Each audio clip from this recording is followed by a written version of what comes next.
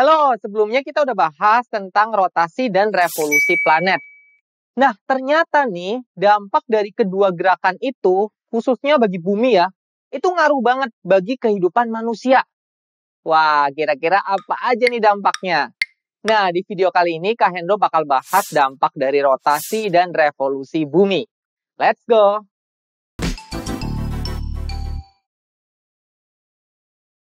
Rotasi dan revolusi bumi. Apa sih bedanya? Ternyata bumi kita ini gerak, guys. Dia itu berputar pada porosnya. Nah, gerakan ini disebut dengan rotasi. Dan sambil berotasi, bumi juga berputar mengelilingi matahari. Kalau yang ini namanya revolusi.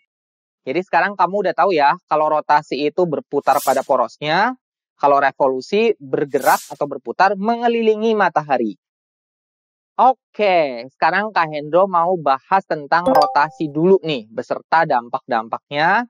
Baru habis itu kita pindah bahas tentang revolusi bumi. Rotasi bumi. Setelah diteliti, ternyata arah rotasi bumi kita ini dari barat ke timur. Nah, untuk sekali rotasi, bumi itu butuh waktu sekitar 24 jam, guys. Atau sehari, berarti ya. Fakta yang nggak kalah unik yaitu bumi itu berotasi nggak lurus, tapi miring nih, sekitar 23,5 derajat terhadap ekliptika atau terhadap orbit bumi pada matahari. Tuh, lihat. Miring kan? Nah, rotasi bumi ini ternyata berdampak pada terjadinya beberapa fenomena nih. Misalnya, perbedaan siang dan malam, kemudian gerak semu harian matahari, perbedaan waktu di bumi. Nah, ini rotasi juga berdampak pada gaya Coriolis. Dan juga bentuk bumi yang nanti akan berpengaruh nih pada percepatan gravitasi. Biar jelas, Kak Hendro bahas satu-satu nih. Dampak pertama, perbedaan siang dan malam. Bumi ini kan muter ya. Nah, karena dia muter, bakal ada nih bagian yang ngadep ke matahari, dan itu jadi siang. Dan ada juga bagian sebaliknya nih, yang nggak ngadep matahari. Nah, bagian ini bakal jadi malam, guys. Tuh, bagian-bagian yang siang dan malam ini bakal terus gantian, sesuai dengan putaran buminya. Oke, dampak berikutnya, ini ada gerak semu harian matahari. Karena bumi muter dari barat ke timur, makanya kalau kita lihat dari bumi, matahari itu seolah-olah gerak dari timur ke barat. Padahal aslinya buminya yang gerak tuh. Bukan mataharinya yang ngelilingin bumi, bukan. Nah, yang kayak gitu ini disebutnya gerak semu harian matahari. Semu ya, berarti dia palsu. Kalau bulan sama bintang, gerak semu harian juga nggak? Coba, kamu ingat-ingat tuh. Bayangin pas kamu ngeliat langit. Bulan sama bintang gerak nggak? Ya, benda-benda langit lain juga pada gerak semu harian semua tuh sebenarnya ya. Gara-gara si rotasi bumi. Lanjut, dampak ketiga. Nah, karena bagian-bagian bumi yang ngadep matahari itu ganti-gantian, gara-gara buminya muter terus, makanya nih, ada yang namanya perbedaan waktu antara tempat-tempat di bumi. Sesuai dengan lama rotasi bumi, yaitu 24 jam, jadi ada 24 zona perbedaan waktu di seluruh dunia, guys. Dengan selisih waktu setiap zona itu 1 jam. Dampak keempat ada yang namanya gaya Coriolis, guys. Waduh, apaan lagi tuh, Kak? Jadi, gaya Coriolis itu gaya di permukaan bumi yang muncul karena pengaruh rotasi bumi. Gaya ini gede banget, guys, pengaruhnya. Dia itu bisa sampai ngebelokin gerakan angin dan juga arah arus laut tuh. Di belahan bumi utara dan belahan bumi selatan. Wah, luar biasa banget kan? Misalnya nih, di belahan bumi utara, gerakan angin sama arus laut itu bakal dibelokin ke kanan oleh gaya ini. Terus sebaliknya, di belahan bumi selatan itu bakal dibelokin ke kiri. Nah, yang menarik ini nih. Kenapa sih bisa kayak gitu? Kak Hendro punya analogi. Coba deh kamu bayangin, kamu itu lagi naik motor di Katulistiwa. Nah, gerakan motor kamu itu ibarat kayak gerakan bumi nih. Jadi kamu jalannya itu dari barat ke arah timur ya. Ngeng. Nah, kira-kira nih, angin di pinggir badan kamu itu gerak kemana? Sama-sama ngikut ke depan atau ke belakang? Nah, ke belakang kan? Sekarang kalau kita lihat dari arah anginnya, di sebelah kiri kamu nih, ibaratnya itu belahan bumi utara. Tuh, anginnya bakal belok ngejauhin kamu ke arah kanan. Sebaliknya, di bagian kanan kamu, ini belahan bumi selatan berarti, anginnya itu bakal ngejauhin kamu ke kiri. Kira-kira gitu analoginya guys. Gimana? Jelas nggak? Semoga jelas ya, karena tadi gambarnya juga udah cukup representatif banget sih ya, udah ngegambarin banget. Pokoknya nih, belahan bumi utara itu beloknya ke kanan, belahan bumi selatan beloknya ke kiri. Oke? Dari fenomena pembelokan tadi, si gaya Coriolis ini bisa nyebabin adanya arah angin global. Terus arah gear arus laut dunia nih. Dan juga yang nggak kalah penting, fenomena siklon tropis guys. Lanjut dampak kelima yaitu ada bentuk bumi.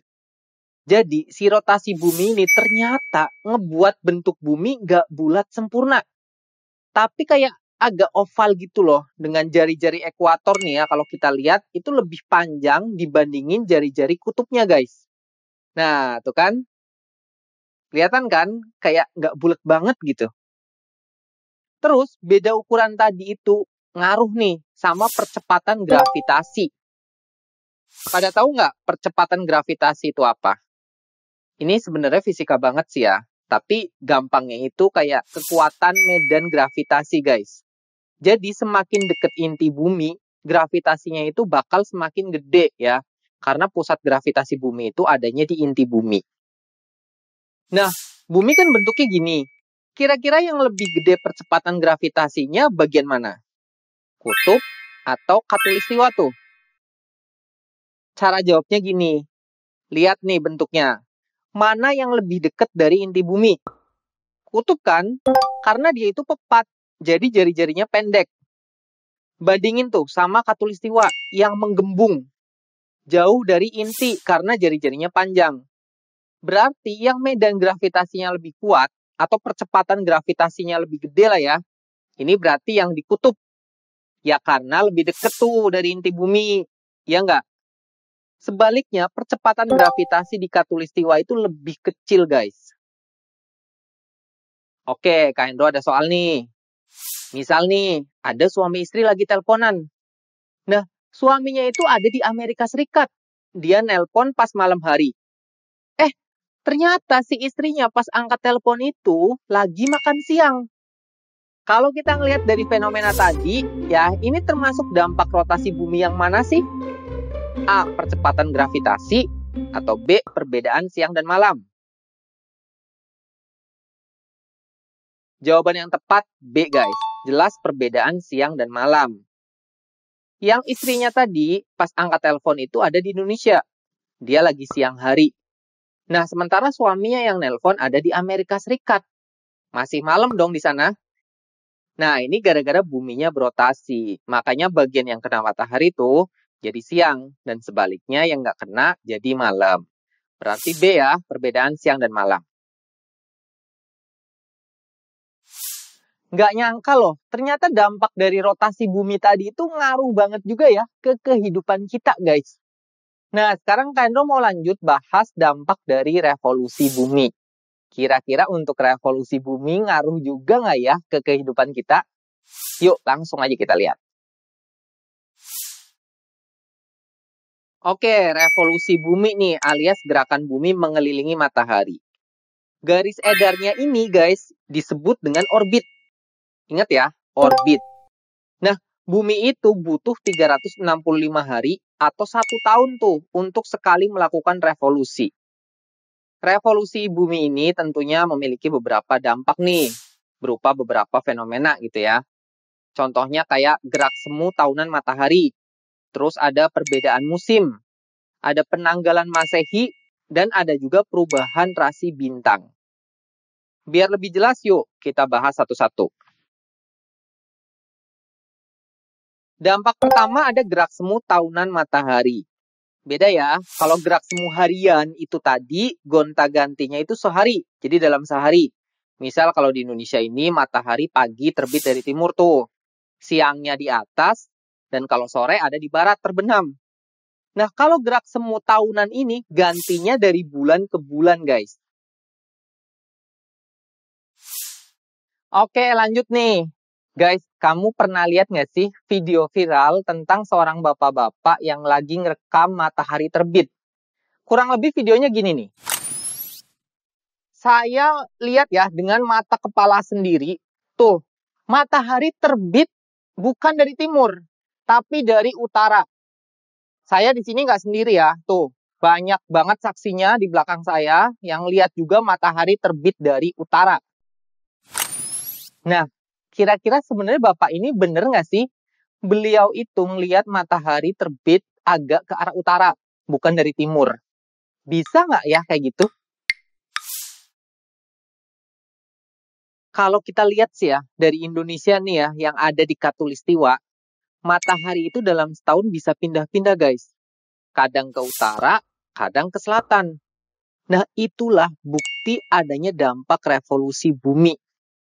Jadi pola gerakannya gini nih. Pas bulan Maret, itu matahari seolah-olah, jadi ini gerak semu ya, karena seolah-olah itu ada tepat di garis ekuator. Terus pas Juni, matahari ini seolah-olah berada pada 23,5 derajat lintang utara. Nah, geser lagi nih. Di bulan September, mataharinya ini balik lagi tepat pada garis ekuator. Geser lagi. Bulan Desember, matahari itu ada pada 23,5 derajat lintang selatan. Nah, pola ini bakal terus berulang guys, dari bulan ke bulan dan dari tahun ke tahun. Berarti si bapak yang videonya viral tadi itu nggak salah lihat ya.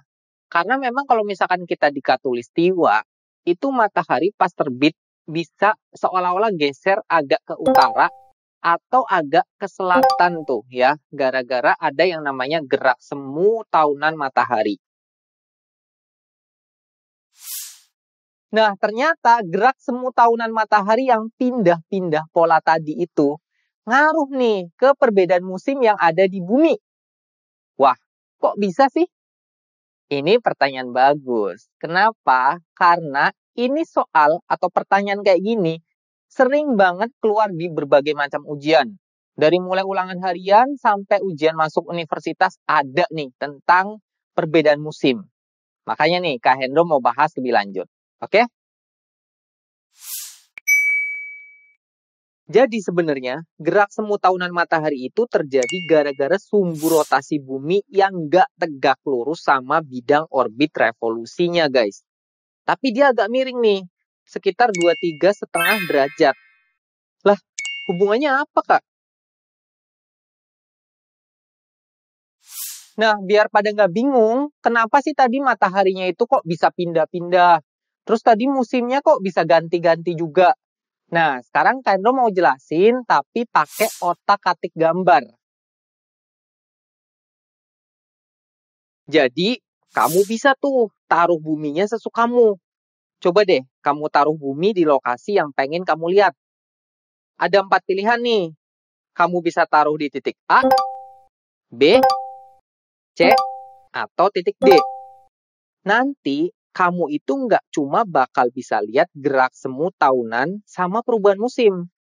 Tapi kamu juga bakal bisa lihat nih fenomena khas sesuai musim di berbagai belahan dunia. Yang tentunya, wah, keren banget lah.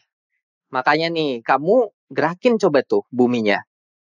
Nah, tapi nih kalau misalkan kamu udah paham banget tentang gerak semu tahunan matahari, kemudian tentang perubahan musim, kamu bisa langsung pencet lanjut aja sih untuk lihat dampak revolusi bumi yang lain.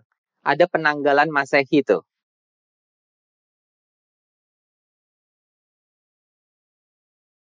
Yuk update aplikasinya untuk bisa nikmatin fitur Adapto. Oke, sekarang kita mau lanjut bahas tentang dampak selanjutnya, yaitu penanggalan Masehi. Nah, uniknya, 1 tahun Masehi itu, guys, disesuaikan dengan lama waktu yang dibutuhin oleh bumi buat sekali muter ngelilingin matahari, alias melakukan revolusi bumi. Makanya penanggalan Masehi juga sama tuh waktunya, kayak revolusi bumi. 1 tahun ada 365 hari, kecuali tahun kabisat. Ya, karena buat ngegenepin kan. Jadi 4 tahun sekali itu ada 1 tahun yang jumlah harinya 366 hari, guys. Ini buat ngegenepin pecahan-pecahan hari, karena sebenarnya nih, waktu revolusi bumi itu nggak genap 365 hari. Sekali muter, nggak genep gitu. Tapi 365 seperempat hari. Atau 365 hari lebih 6 jam, guys. Jadi, kalau sisa seperempatnya digenepin per 4 tahun sekali ya, jadi genap tuh. Ada 1 hari. Makanya per 4 tahun itu ada 1 tahun yang jumlah harinya 366 hari. Nah, dampak terakhir ada perubahan rasi bintang. Jadi, karena buminya tadi itu muterin matahari ya, rasi bintang yang bisa kita lihat dari bumi itu bisa beda-beda, guys, dalam beberapa bulan nih. Misal, kayak rasi bintang Orion. Itu bisa kita lihat di langit barat daya pas musim dingin nih, di belahan bumi utara. Nah, kalau sekitar bulan Mei, itu kita bisa lihat rasi bintang Crux di langit selatan. Oke, tadi kita udah bahas banyak banget ya tentang revolusi bumi.